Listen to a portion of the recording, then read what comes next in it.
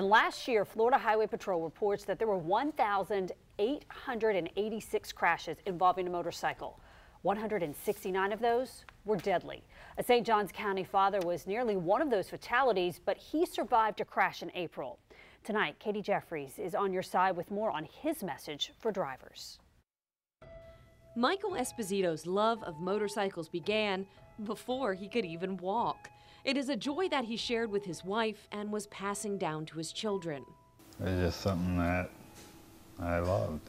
But on April 18th, as Michael was leaving his job in Broward County and driving back home to St. Johns County, a driver making a left-hand turn changed everything. He must have just assumed it was good to go. And it wasn't.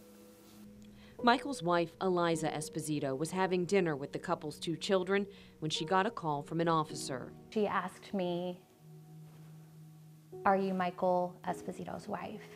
And I immediately felt and knew that something was wrong. She was told Michael likely wouldn't survive. He had numerous injuries, a traumatic brain injury, broken bones, and even his teeth had been knocked out by the impact. But miraculously, he held on. I think the hardest part was realizing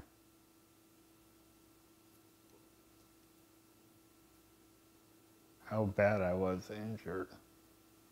A single moment had forever changed the lives of the Esposito family. As she sat in the ICU, Eliza says she relied heavily on her faith. As a person who believes in a Christian, I said, "You know, God, I know that you knew this is where we would be before you ever created us, and so I trust you." After 79 days in the hospital, Michael was allowed to go home. But their Miracle Mike, as they call him now, still has a long recovery ahead. And the Esposito family hopes by sharing their story, drivers will slow down and take the time to watch for motorcycles, because a momentary decision can have long-term consequences. There's a lot more traffic than there used to be, and so just be vigilant. Double check, triple check, because it takes a second to change someone's life.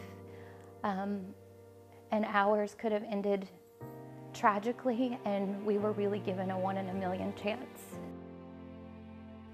So what can you do to help make the road a safer place for cars and motorcycles? 1, as always, check twice when changing a lane. 2, encourage passengers to alert drivers if they spot a motorcycle. People in different parts of the car have different vantage points. Number 3, give them extra space and extra time. It's easy for drivers to misjudge a motorcycle's speed and distance. And 4, slow down when going through intersections. One of the leading places of collisions between motorcycles and cars is intersections. It was an intersection where Michael Esposito was struck. And if you would like to donate to help the Esposito family, we did provide a link to a GoFundMe page for them inside this story on firstcoastnews.com. Katie Jeffries, First Coast News, on your side. Miracle Mike, we wish you the very best.